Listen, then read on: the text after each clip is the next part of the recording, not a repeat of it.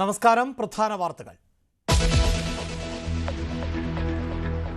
കണ്ണൂർ കരിക്കോട്ടക്കരിയിൽ ജനവാസ മേഖലയിൽ ഇറങ്ങിയ ആനയെ മയക്കുവെടിവെക്കും. വയനാട്ടിൽ നിന്ന് പ്രത്യേക RRT സംഘമെത്തും. ചികിത്സയ്ക്ക് പ്രാഥമിക പരിഗണനയെന്ന് ACM.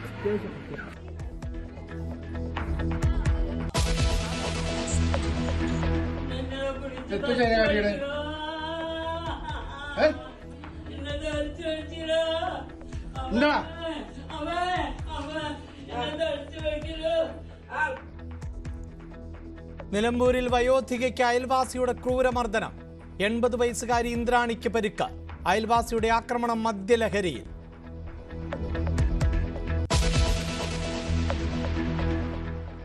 CPIM സംസ്ഥാന സമ്മേളനത്തിന് കൊല്ലത്ത് തുടക്കം. ദീപശിഖ ജാഥകളുടെ സംഗമം അല്പസമയത്തിനകം ആശ്രാമം മൈതാനത്ത്. പ്രതിനിധി സമ്മേളനം നാളെ പ്രകാശ് കാരാട്ട് ഉദ്ഘാടനം ചെയ്യും. EP ജയരാജനും TP രാമകൃഷ്ണനും പ്രായപരിധിയിൽ ഇളവിന് സാധ്യത. തുടർ ഭരണം ഉറപ്പെന്ന് ഇടതുമുന്നണി കൺവീനർ TP രാമകൃഷ്ണൻ.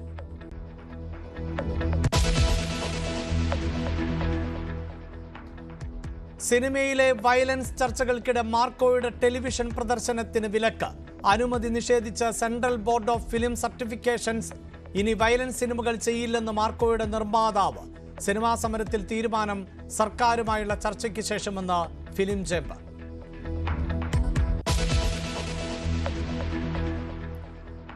സംസ്ഥാനത്തെ റാഗിംഗ് വിരുദ്ധ നിയമം പരിഷ്കരിക്കണമെന്ന് ഹൈക്കോടതി. വർക്കിംഗ് ഗ്രൂപ്പ് രൂപീകരിച്ച് പഠനം നടത്തണം. ഉത്തരവ് പൊതുതാൽപര്യ ഹർജിയിൽ.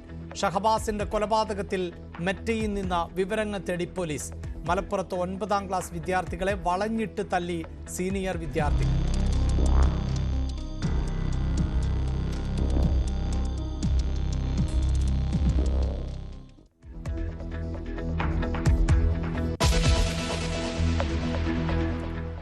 ആശമാർക്ക് ഏറ്റവും കൂടുതൽ വേതനം കേരളത്തിലെന്ന വാദം പൊളിഞ്ഞതോടെ സർക്കാർ മൗനത്തിൽ.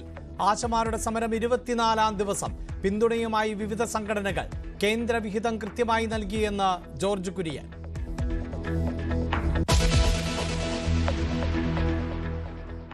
SDPI തീവ്രവാദം പ്രോത്സാഹിപ്പിക്കുന്ന ഇടപെടൽ നടത്തിയെന്ന് ED. SDPIയെ നിയന്ത്രിക്കുന്നത് പോപ്പുലർ ഫ്രണ്ട്.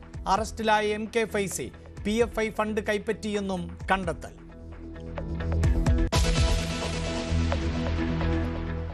ചാമ്പ്യൻസ് ട്രോഫി ഫൈനലിൽ ഇന്ത്യയുടെ എതിരാളികളെ ഇന്നറിയാം. ദക്ഷിണാഫ്രിക്കയ്ക്കെതിരെ ന്യൂസിലാൻഡ് മികച്ച നിലയിൽ. 2 വിക്കറ്റ് നഷ്ടത്തിൽ 215. ഇന്ത്യക്കെതിരായ തോൽവിക്ക് പിന്നാലെ ഏകദിനത്തിൽ നിന്ന് വിരമിക്കൽ പ്രഖ്യാപിച്ച് സ്റ്റീവ് സ്മിത്ത്.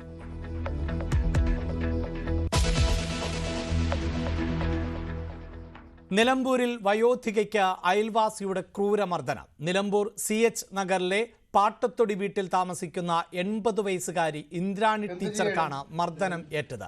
ഇന്നലെ വൈകുന്നേരം ആണ് സംഭവം.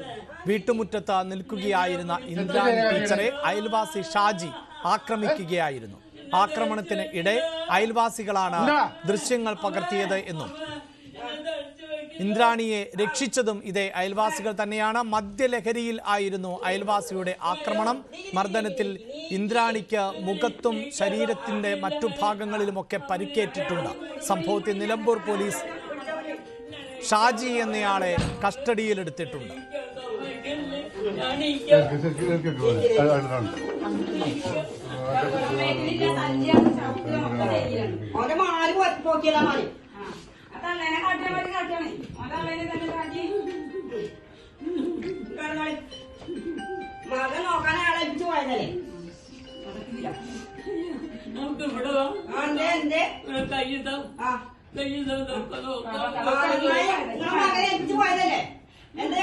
ഞങ്ങൾക്കൊന്നും കാട്ടാനില്ല.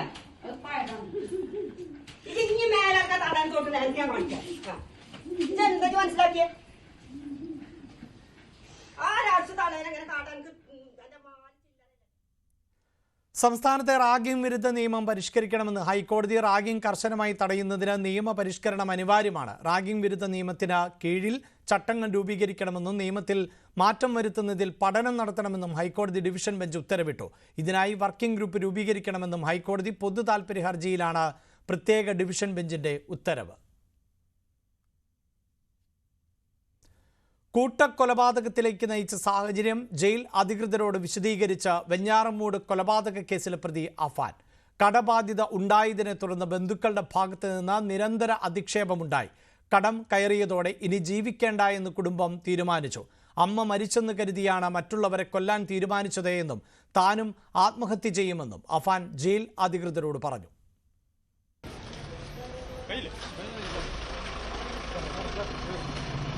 കുറ്റബോധമുണ്ടോ? 8 ദിവസത്തെ ആശുപത്രിവാസത്തിന് ശേഷം സബ് ജയിലിൽ എത്തിക്കും മുമ്പ് ജനറൽ ആശുപത്രിയിൽ വൈദ്യപരിശോധനയ്ക്ക് വിധേയമാക്കി മടങ്ങും വഴിയായിരുന്നു വെഞ്ഞാറമൂട് കൂട്ടക്കൊലക്കേസ് പ്രതി അഫാനോടുള്ള ഈ ചോദ്യം. ഭാവഭേദങ്ങളൊന്നുമില്ലാതെ പോലീസ് വാഹനത്തിൽ കയറിയ പ്രതി വാഹനത്തിനുള്ളിൽ നിന്ന് മരിക്കാനായിട്ടാണ് താനും വിഷം കഴിച്ചതെന്ന് മറുപടി പറഞ്ഞു. പിന്നാലെ പൂജപ്പുര സബ് ജയിലിൽ എത്തിച്ചതിന് ശേഷമാണ് ജയിൽ അധികൃതരോട് ക്രൂരകൃത്യത്തിലേക്ക് നയിച്ച സാഹചര്യം അഫാൻ വെളിപ്പെടുത്തിയത്. വൻ സാമ്പത്തിക ബാധ്യത ഉണ്ടായിരുന്നിട്ടും സഹായിക്കാൻ കടപ്പെട്ട ബന്ധുക്കൾ പോലും തിരിഞ്ഞു നോക്കിയില്ല. സഹായത്തിനായി പലരോടും അഭ്യർത്ഥിച്ചെങ്കിലും കുറ്റപ്പെടുത്തൽ മാത്രമായിരുന്നു മറുപടി. സാമ്പത്തിക ബാധ്യതകളുടെ കാരണക്കാരി മാതാവ് ഷെമിയെന്ന് പറഞ്ഞ് അധിക്ഷേപിക്കാനുള്ള നീക്കവും അടുത്ത ബന്ധുക്കളുടെ ഭാഗത്തു നിന്നും ഉണ്ടായി. പിതൃ സഹോദരനോടുള്ള വൈരാഗ്യം ഏറിയതിന്റെ കാരണം ഇതാണെന്നും അഫാൻ ഉദ്യോഗസ്ഥരോട് വെളിപ്പെടുത്തി. ആദ്യം ആക്രമിച്ച അമ്മ മരിച്ചെന്ന് കരുതിയാണ് മറ്റുള്ളവരെയും ഇല്ലാതാക്കാൻ തീരുമാനമെടുത്തത്. പുറത്തിറങ്ങിയാൽ താനും ആത്മഹത്യ ചെയ്യുമെന്നും 23-കാരനായ കൂട്ടക്കൊലക്കേസ് പ്രതി ഉദ്യോഗസ്ഥരോട് വ്യക്തമാക്കി. അഫാന്റെ വിശദമായ ചോദ്യം ചെയ്യലിനും സംഭവ സ്ഥലത്തെത്തിച്ചുള്ള തെളിവെടുപ്പിനും വേണ്ടി പോലീസ് അടുത്ത ദിവസം നെടുമങ്ങാട് കോടതിയിൽ കസ്റ്റഡി അപേക്ഷ സമർപ്പിക്കും. വരുന്ന തിങ്കളാഴ്ച പ്രതിയെ കസ്റ്റഡിയിൽ വാങ്ങി ചോദ്യം ചെയ്യാനാണ് പോലീസ് നീക്കം. അതേസമയം കുടുംബത്തിന്റെ 50 ലക്ഷം രൂപയുടെ സാമ്പത്തിക ബാധ്യതയുടെ രേഖകൾ കണ്ടെടുത്തതായി വെഞ്ഞാറമൂട് പോലീസ് അറിയിച്ചു. വരവിൽ കവിഞ്ഞ ചെലവാണ് ബാധ്യതയേറാൻ ഇടയാക്കിയതെന്നാണ് പോലീസിന്റെ കണ്ടെത്തൽ. ന്യൂസ് 18 തിരുവനന്തപുരം. കോഴിക്കോട് താമരശ്ശേരിയിലെ 10ാം ക്ലാസ് വിദ്യാർത്ഥി ഷഹബാസിന്റെ കൊലപാതകത്തിൽ മെറ്റയിൽ നിന്ന് വിവരങ്ങൾ തേടി പോലീസ്. ആക്രമണം ആസൂത്രിതം ചെയ്തതിന്റെ ഡിജിറ്റൽ തെളിവുകൾ കണ്ടെത്താനാണ് ശ്രമം. അതേസമയം കേസിലെ പ്രതികളെ പരീക്ഷ എഴുതാൻ അനുവദിക്കുന്നതിൽ പ്രതിഷേധിച്ച KSUവും MSFും കോഴിക്കോട് ജുവനൈൽ ഹോമിലേക്ക് ഇന്നും മാർച്ച് നടത്തി. കേസിൽ ഡിജിറ്റൽ തെളിവുകൾ കൂടുതൽ ബലപ്പെടുത്താനാണ് പോലീസിന്റെ ശ്രമം. സംഘർഷം ആസൂത്രണം ചെയ്ത ഇൻസ്റ്റാഗ്രാം ഗ്രൂപ്പുകളെക്കുറിച്ച് അറിയാനാണ് പോലീസിന്റെ നീക്കം. ഒപ്പം വാട്സാപ്പ് ഗ്രൂപ്പുകളിലും സന്ദേശങ്ങൾ കൈമാറിയതിന്റെ വിവരങ്ങൾ ലഭ്യമാക്കണം. ഇതിനായി മെറ്റയിൽ നിന്ന് പോലീസ് വിവരങ്ങൾ ആവശ്യപ്പെട്ടു. ഇൻസ്റ്റ അക്കൗണ്ടുകൾക്കായി ഉപയോഗിച്ച ഡിവൈസുകളുടെ വിവരം അറിയിക്കാനും മെറ്റയ്ക്ക് നിർദ്ദേശം നൽകിയിട്ടുണ്ട്. സംഘർഷം ആസൂത്രണം ചെയ്തതിൽ കൂടുതൽ പേർക്ക് പങ്കുണ്ടോ എന്ന് പോലീസ് പരിശോധിക്കുന്നുണ്ട്. കേസിൽ മുതിർന്നവരുടെ പങ്കും അന്വേഷിക്കും. തെളിവുകൾ ലഭിച്ചാൽ കൂടുതൽ പേരെ കസ്റ്റഡിയിലെടുക്കും. അതേസമയം വെള്ളിമാട് കുന്ന് ജുവനൈൽ ഹോമിൽ കഴിയുന്ന വിദ്യാർത്ഥികൾ ഇന്നും പോലീസ് കാവലിൽ പരീക്ഷ എഴുതി. ഇന്നലെ അറസ്റ്റിലായ വിദ്യാർത്ഥി ഉൾപ്പെടെ 6 പേരാണ് പരീക്ഷ എഴുതിയത്. ജുവനൈൽ ഹോമിൽ പ്രത്യേകം തയ്യാറാക്കിയ കേന്ദ്രത്തിൽ ആയിരുന്നു ഇവരുടെ പരീക്ഷ എഴുതാൻ അനുവദിച്ചതിനെതിരെ KSU MSF പ്രവർത്തകർ ജുവനൈൽ ഹോമിലേക്ക് നടത്തിയ മാർച്ചിൽ സംഘർഷമുണ്ടായി.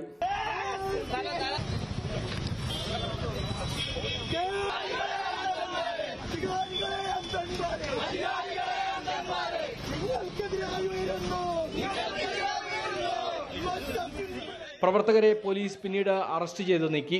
ചെവായൂർ പോലീസ് സ്റ്റേഷനിലേക്ക് പ്രവർത്തകരെ കൊണ്ടുപോയി. ന്യൂസ് 18 കോഴിക്കോട്. മലപ്പുറത്ത് 9ാം ക്ലാസ് വിദ്യാർത്ഥികളെ വളഞ്ഞിട്ട് തല്ലി സീനിയർ വിദ്യാർത്ഥികൾ. മർദ്ദന ദൃശ്യങ്ങൾ റീലുകളാക്കിയും പ്രചരിപ്പിച്ചു. കുറ്റൂർ KMHS സ്കൂളിലാണ് സംഭവം. മർദ്ദനമേറ്റ ഒരു വിദ്യാർത്ഥിക്ക് സാരമായി പരിക്കേറ്റിട്ടുണ്ട്.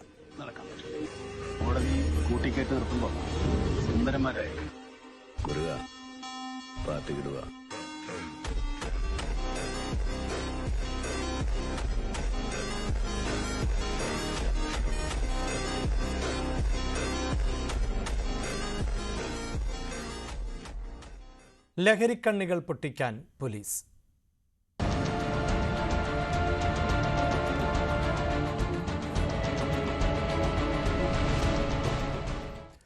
കേരളത്തിലേക്കുള്ള ലഹരിയുടെ ഒഴുക്ക് തടയാനുള്ള പോലീസിന്റെ ഓപ്പറേഷൻ ഡീപ് ഹണ്ട് പരിശോധന തുടരുകയാണ്.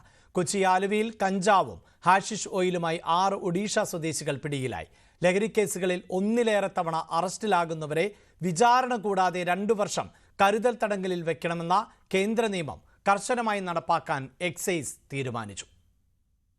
അക്രമ സംഭവങ്ങളിൽ ലഹരിയുടെ സ്വാധീനം വർദ്ധിക്കുന്ന സാഹചര്യത്തിലാണ് പോലീസും എക്സൈസും പരിശോധന ശക്തമാക്കിയത്.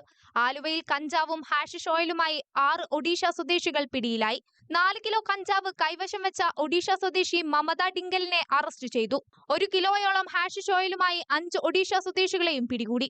വിദ്യാർത്ഥികൾക്ക് ലഹരിമരുന്ന് നൽകിയ പറവൂർ ഏലൂക്കര സ്വദേശി മുഹമ്മദ് നസീഫയെ പോലീസ് പിടികൂടി. ഇയാളിൽ നിന്ന് 4.2 ഗ്രാം MDMA പിടിച്ചെടുത്തു. അതിഥി തൊഴിലാളികളെ കേന്ദ്രീകരിച്ചുള്ള പരിശോധന ശക്തമാണ്. കഴിഞ്ഞ 2 മാസ കാലയളവിനുള്ളിൽ കഞ്ചാവുമായി പിടിയിലായത് 35 അതിഥി തൊഴിലാളികളാണ്. ലഹരി കേസുകളിൽ ഒന്നിലേറെ തവണ അറസ്റ്റിലാകുന്നവരെ വിചാരണ കൂടാതെ 2 വർഷം കരുതൽ തടങ്കലിൽ വെക്കണമെന്ന കേന്ദ്ര നിയമം കർശനമായി നടപ്പാക്കാൻ എക്സൈസ് തീരുമാനിച്ചു. ഇതിന്റെ ഭാഗമായി എല്ലാ ജില്ലകളിലും കണക്കെടുപ്പ് തുടങ്ങി. ന്യൂസ് 18 കൊച്ചി. CPIM ലഹരിക്കടത്തുകാർക്ക് സംരക്ഷണം ഒരുക്കുന്നുവെന്ന് പ്രതിപക്ഷ നേതാവ് VD സതീശൻ. വിമർശിക്കുമ്പോൾ മുഖ്യമന്ത്രി പ്രകോപിതനാകേണ്ട, സർക്കാർ ചെയ്യേണ്ടത് സർക്കാർ തന്നെ ചെയ്യണം. ലഹരിക്കെതിരെ കേരളത്തിൽ UDF വ്യാപകമായി ക്യാമ്പയിനുകൾ സംഘടിപ്പിക്കുമെന്നും VD സതീശൻ പറഞ്ഞു. നോ ക്രൈം നോ ഡ്രഗ്സ് എന്ന മുദ്രാവാക്യം ഉയർത്തി UDF സംഘടിപ്പിക്കുന്ന ഉപവാസ സമരം ഉദ്ഘാടനം ചെയ്യുകയായിരുന്നു അദ്ദേഹം. പിടിക്കാൻ പറ്റും, പക്ഷെ പൊളിറ്റിക്കൽ പേട്രണേജ് ഉണ്ടാകാൻ പാടില്ല. രാഷ്ട്രീയ രക്ഷാകർതൃത്വം ഇത് ചെയ്യുന്നവർക്ക് കൊടുക്കാൻ പാടില്ല. ഞങ്ങൾ ആരോപിക്കുന്നു, കേരളത്തിലെ ഗവൺമെന്റിന്റെ നേതൃത്വം കൊടുക്കുന്ന CPM നേതാക്കൾ പലരും പല ജില്ലകളിലും ഇതിന് പൊളിറ്റിക്കൽ പേട്രണേജ് കൊടുക്കുന്ന ആളുകളാണ്. CPMന്റെ യുവജന സംഘടനയായ DYFIയുടെ നേതാക്കൾക്ക് പല സ്ഥലത്തും ഈ ലഹരി മരുന്ന് മാഫിയയുമായി ബന്ധമുണ്ട്. രാഷ്ട്രീയം പറയുകയല്ല ഈ വിഷയത്തിൽ. നേതൃത്വം, ഗവൺമെന്റ് അവരെ അതിൽ നിന്ന് പിന്തിരിപ്പിക്കണം. എന്തു പറ്റി നമ്മുടെ നാടിന് എന്ന് ചോദിച്ചു പോകുന്ന കാര്യങ്ങളാണ് ഇപ്പോൾ സംഭവിക്കുന്നത്. എന്തൊക്കെയാണ് നമ്മുടെ യുവതലമുറ തെരുവുകളിൽ കാട്ടിക്കൂട്ടുന്നത്? കൊല്ലാൻ പോലും മടികാട്ടാത്ത ഇവർ സ്വബോധത്താൽ ഇങ്ങനെയൊന്നും ചെയ്യില്ല. നാടിന്റെ അഭിമാനമായി വളരേണ്ട യുവത്വത്തെ ഇങ്ങനെ പോകാൻ അനുവദിച്ചുകൂടാ. നമ്മൾ ഓരോരുത്തരും മാതാപിതാക്കൾ കൂടിയാണ്. നേർവഴിക്ക് നടത്താൻ, തെറ്റുകൾ പറഞ്ഞു മനസ്സിലാക്കാൻ നമുക്ക് കഴിയണം. ഇപ്പോഴത്തെ അക്രമ സംഭവങ്ങളിൽ 99% ലഹരിയുടെ, പ്രത്യേകിച്ച് ഗുരുതരമായ ആരോഗ്യ പ്രശ്നങ്ങളിലേക്ക് കൊണ്ടുവന്നെത്തിക്കുന്ന ഡ്രഗ്സിന്റെ ഉപയോഗമുണ്ടെന്ന് മനസ്സിലാക്കിയിട്ടുണ്ട്. ഇത് നിസ്സാരമല്ല. കണ്ടില്ലെന്ന് നടിക്കാൻ ആർക്കുമാവില്ല. ജീവിതം ഒട്ടേറെ ബാക്കിയുണ്ടെന്ന് യുവതലമുറ മനസ്സിലാക്കണം. സ്നേഹിക്കാൻ, സർഗാത്മകത, ലഹരിയുടെ സഹായമില്ലാതെ വളർത്താൻ അവർക്ക് കഴിയണം. നിയമത്തിന്റെ ശക്തി അവരെ ബോധ്യപ്പെടുത്തണം. Say no to drugs, a big yes to life.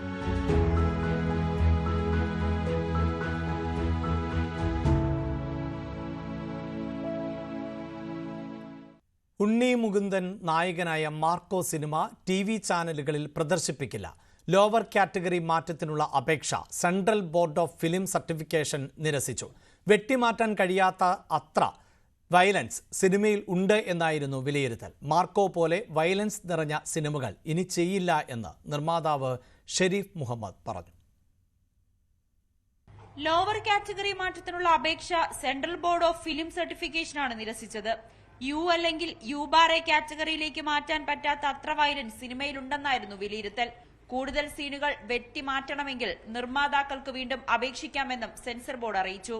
ചിത്രത്തിന്റെ OTT പ്രദർശനം തടയണമെന്നാവശ്യപ്പെട്ടും കേന്ദ്ര സർക്കാരിന് കത്തയച്ചിട്ടുണ്ട്. അതേസമയം മാർക്കോ പോലെ വയലൻസ് നിറഞ്ഞ സിനിമകൾ ഇനി ചെയ്യില്ലെന്ന് നിർമ്മാതാവ് ഷെരീഫ് മുഹമ്മദ് പറഞ്ഞു. മാർക്കോ വയലൻസിനെ പ്രോത്സാഹിപ്പിക്കണമെന്ന ഉദ്ദേശത്തോടെ ചെയ്ത സിനിമയല്ല. പ്രേക്ഷകർ സിനിമയെ സിനിമയായി കാണുമെന്ന് കരുതിയെന്നും നിർമ്മാതാവ്. ഈ പറഞ്ഞ സിനിമയിലുള്ള വയലൻസ് ആൾക്കാരിലേക്ക് ഇപ്പോ കുട്ടികൾ അത് അഡോപ്റ്റ് ചെയ്യുന്നുണ്ടെന്ന് കേൾക്കുമ്പോൾ നമ്മൾക്ക് കുറച്ച് ഉത്തരവാദിത്തങ്ങളുണ്ടെന്ന് എനിക്ക് തോന്നുന്നു. കാരണം സിനിമയെ സിനിമയായിട്ട് കാണാനും ഈ പറഞ്ഞ ലൈഫിലെ റിയാലിറ്റി എന്താണെന്ന് മനസ്സിലാക്കി കൊടുക്കാനും നമ്മൾ ബാധ്യസ്ഥരാണ്. അല്ലാതെ സിനിമ ലൈഫിലേക്ക് അഡോപ്റ്റ് ചെയ്യാൻ പാടില്ല. കാരണം സിനിമയായിട്ട് തന്നെ കാണേണ്ടി വരും എന്നുള്ളത് നമ്മളുടെ കൂട്ടുകാരിൽ നിന്നും, നമ്മൾ ഈ പറഞ്ഞ വീട്ടിൽ നിന്നും, നമ്മളുടെ വിദ്യാഭ്യാസ സ്ഥാപനങ്ങളിൽ നിന്നൊക്കെ ഒരു ബോധവൽക്കരണം ആവശ്യമുള്ള സമയമാണെന്ന് എനിക്ക് തോന്നുന്നുണ്ട്. മലയാളത്തിലെ ഏറ്റവും വയലൻസ് ചിത്രം എന്ന വിശേഷണത്തോടെ എത്തിയ ചിത്രം ബോക്സ് ഓഫീസിൽ വൻ വിജയമായിരുന്നു. ന്യൂസ് 18 കൊച്ചി. സിനിമാ സമരത്തിൽ തീരുമാനം സർക്കാരുമായുള്ള ചർച്ചയ്ക്ക് ശേഷമെന്ന് ഫിലിം ചേംബർ. ഈ മാസം 10-ാം തീയതിക്ക് ശേഷമാണ് സർക്കാരുമായി ചർച്ച. സാംസ്കാരിക മന്ത്രിയുമായുള്ള ചർച്ചയിൽ നല്ല തീരുമാനം ഉണ്ടാകുമെന്ന് പ്രതീക്ഷിക്കുന്നതായും film chamber president BR Jacob പറഞ്ഞു. നവമി ദിനേശാണ് വാർത്തയുടെ വിശദാംശങ്ങളുമായി ചേരുന്നത്. നവമി, എന്താണ് ചേംബറിന്റെ തീരുമാനങ്ങൾ? അഭിലാഷ്, ജൂൺ 1 മുതൽ നടക്കുന്ന സിനിമാ സമരത്തിന് മുന്നോടിയായിരുന്നു ഒരു സൂചനാ പണിമുടക്ക് ഈ മാസം ഫെബ്രുവരി 20 മുൻപ് നടത്തുമെന്ന് ഫിലിം ചേംബർ പറഞ്ഞത്. എന്നാൽ ഇന്നലെ മന്ത്രി സജി ചെറിയാൻ ഒരു ചർച്ചയ്ക്ക് തയ്യാറാണെന്ന് അറിയിച്ചിരുന്നു. ഇതിനെ തുടർന്നാണ് ഇന്ന് ചേർന്ന ഫിലിം ചേംബറിൽ ഇനി സർക്കാരുമായി ചേർന്ന ചർച്ചയ്ക്ക് ശേഷം മതി തീരുമാനം, ഈ ഒരു സൂചനാ പണിമുടക്കിന്റെ തീയതി അടക്കം തീരുമാനിക്കുന്ന കാര്യമെന്നാണ് അറിയിച്ചിരിക്കുന്നത്. ഇതിന്റെ അടിസ്ഥാനത്തിൽ മാർച്ച് 10 ശേഷം ഒരു ദിവസം സാംസ്കാരിക മന്ത്രി സജി ചെറിയാനുമായി കൂടിക്കാഴ്ചയ്ക്ക് തയ്യാറാണെന്ന് അറിയിക്കുകയും ചെയ്തിട്ടുണ്ട്. എന്തായാലും ഇപ്പോൾ നേരിടുന്ന പ്രതിസന്ധി, അതായത് ഈ കോവിഡിന് ശേഷം വലിയ നഷ്ടത്തിലാണ് സിനിമാ മേഖല മുന്നോട്ട് പോകുന്നത്. ഇതിന്റെ അടിസ്ഥാനത്തിൽ GSTക്ക് പുറമെയുള്ള വിനോദ നികുതി അത് കുറയ്ക്കണം. ഒപ്പം തന്നെ ഈ താരങ്ങളുടെ പ്രതിഫലം അത് വലുതായി വർദ്ധിക്കുന്നുണ്ട്. ഇത് സിനിമാ മേഖലയിൽ അല്ലെങ്കിൽ പ്രൊഡ്യൂസർമാരെ സംബന്ധിച്ച് താങ്ങുന്നതിനപ്പുറമാണ്. ഇത് കുറയ്ക്കുന്നതിന് വേണ്ടിയിട്ടുള്ള ഒരു നിർദ്ദേശം സർക്കാരിന്റെ ഭാഗത്തു നിന്നും സിനിമാ താരങ്ങൾക്ക് നൽകണം എന്നീ ആവശ്യങ്ങൾ ഉന്നയിച്ചുകൊണ്ടാണ് ഇപ്പോൾ ഒരു ചർച്ചയ്ക്ക് ഫിലിം ചേംബർ തയ്യാറായിരിക്കുന്നത്. എന്തായാലും 10-ാം തീയതിക്ക് ശേഷം ഒരു ദിവസമായിരിക്കും ഈ ഒരു ചർച്ച തിരുവനന്തപുരത്ത് വെച്ച് നടക്കുക എന്നാണ് അറിയിച്ചിരിക്കുന്നത്. അതോടൊപ്പം തന്നെയാണ് ഈ സിനിമാ മേഖലയിൽ ഈ ഇടയായി ഉയർന്നു വരുന്ന വലിയൊരു അധിക്ഷേപം, അതായത് സിനിമയിൽ കാണുന്ന വയലൻസ്, അത് സമൂഹത്തെ വലിയ രീതിയിൽ ബാധിക്കുന്നുണ്ട്, പ്രത്യേകിച്ച് കുട്ടികളിലും വിദ്യാർത്ഥികളിലും. ഇത് ഒരു പരിധിവരെ സിനിമ സ്വാധീനിക്കുന്നില്ല എന്ന ചോദ്യത്തിന് തീർച്ചയായും ഇതിന് കുട്ടികളെ വലിയ രീതിയിൽ സിനിമ സ്വാധീനിക്കുന്നുണ്ട്.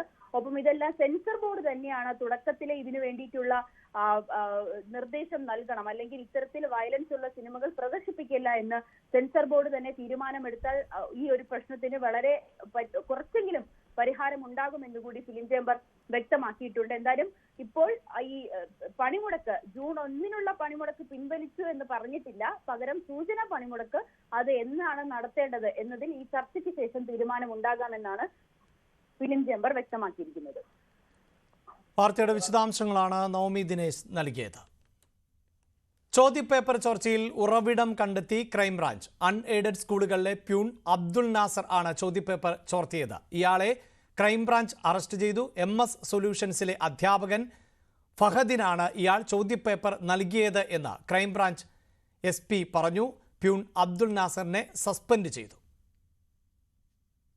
കേസിലെ 2ാം പ്രതിയായ ഫഹദിന് ചോദ്യക്കടലാസ് ഫോട്ടോയെടുത്ത് അയച്ചു കൊടുത്തത് നാസറാണെന്ന് പോലീസ് കണ്ടെത്തി.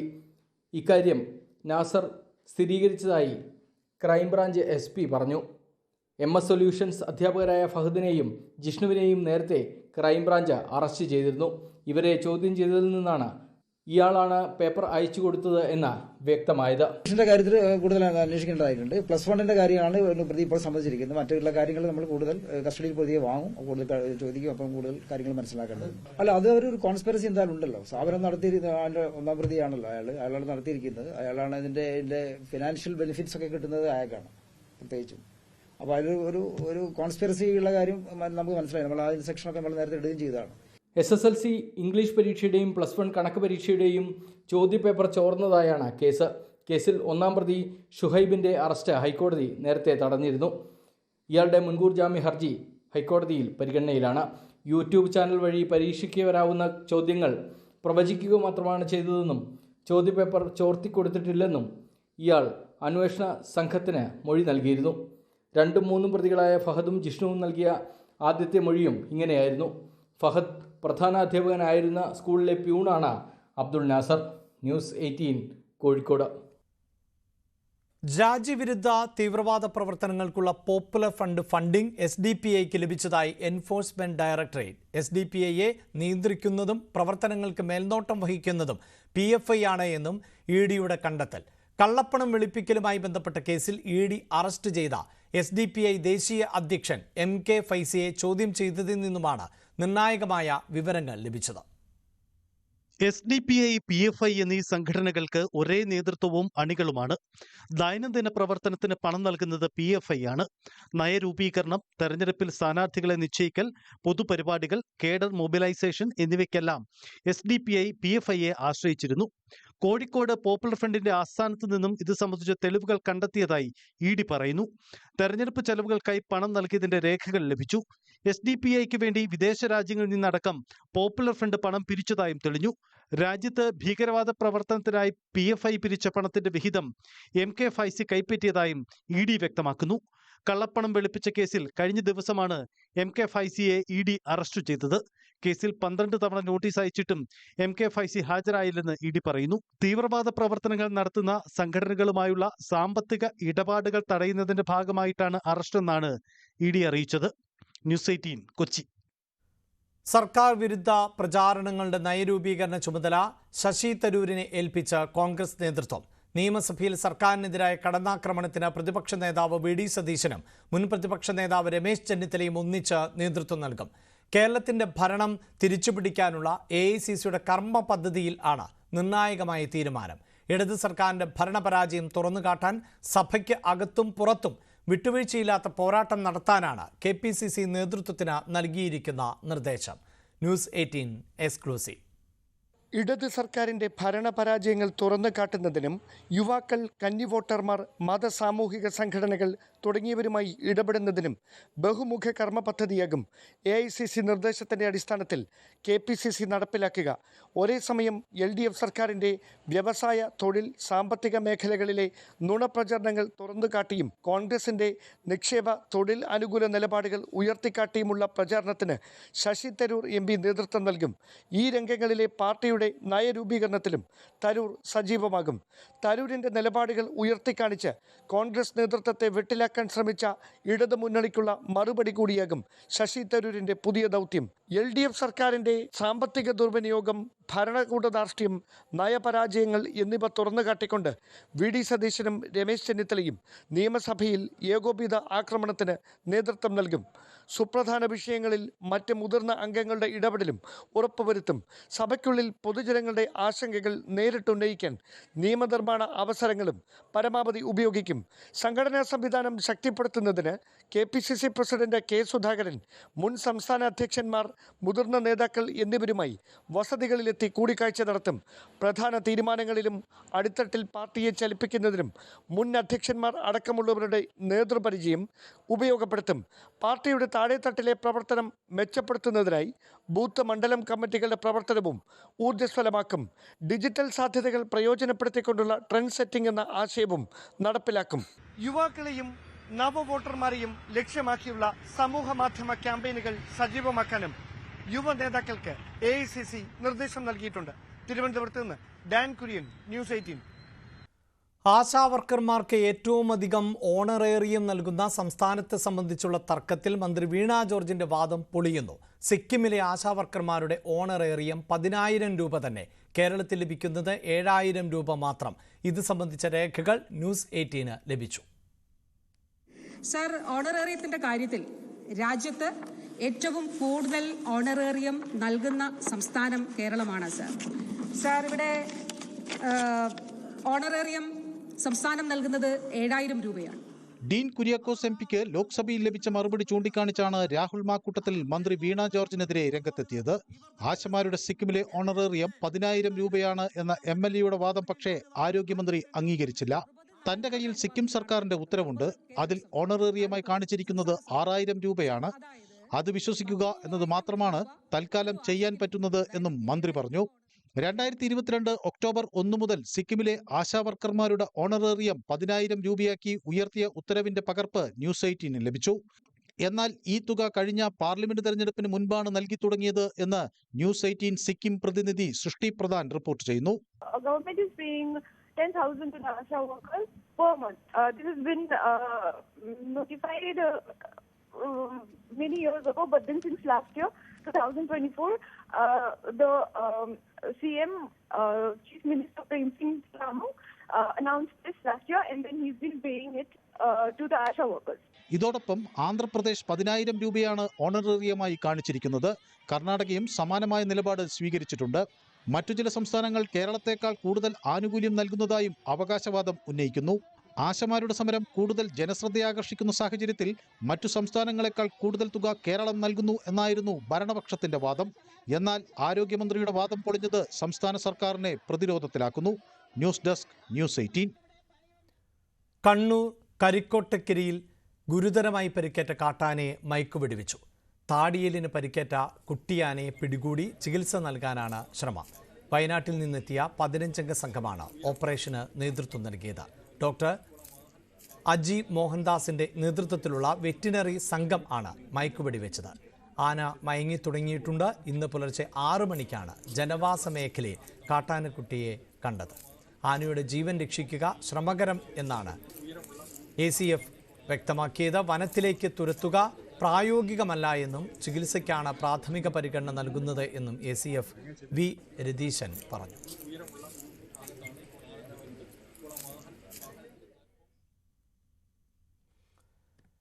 ചാമ്പ്യൻസ് ട്രോഫി സെമിയിൽ ദക്ഷിണാഫ്രിക്കയ്ക്ക് എതിരെ ന്യൂസിലാൻഡ് മികച്ച സ്കോറിലേക്ക് എത്തിയിരിക്കുകയാണ്. മത്സരം ഇപ്പോഴും പുരോഗമിച്ചുകൊണ്ട് ഇരിക്കുന്നു.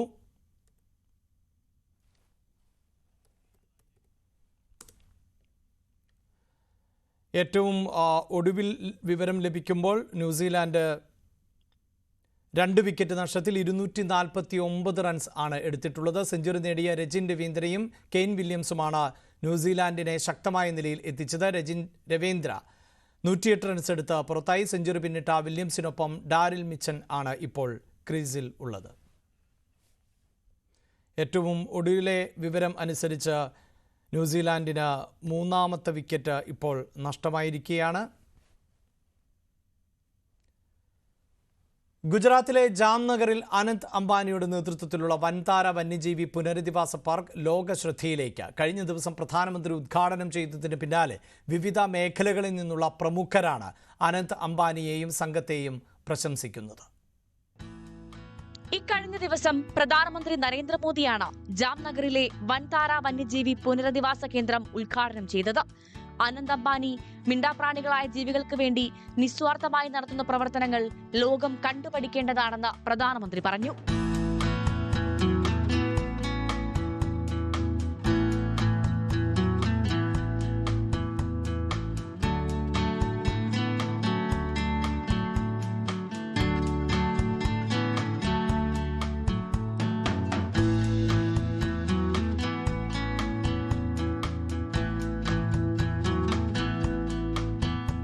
ഇതിന് പിന്നാലെയാണ് വൻതാരയെ പ്രശംസിച്ചുകൊണ്ട് ലോകത്തിന്റെ വിവിധ ഭാഗങ്ങളിൽ നിന്ന് പ്രമുഖരെത്തിയത്.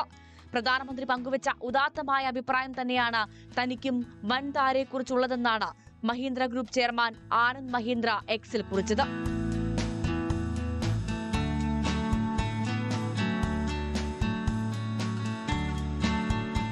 അനന്ത് അംബാനിയുടെയും ടീമിന്റെയും പ്രവർത്തനം പ്രശംസനീയമാണെന്ന് ക്രിക്കറ്റ് താരം സച്ചിൻ ടെണ്ടുൽക്കറും പോസ്റ്റ് ചെയ്തു.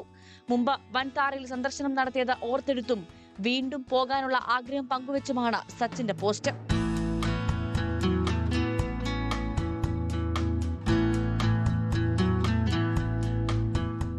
ജീവികൾ സ്നേഹവും കരുതലും പരിചരണവും അറിയിക്കുന്നവരാണ്.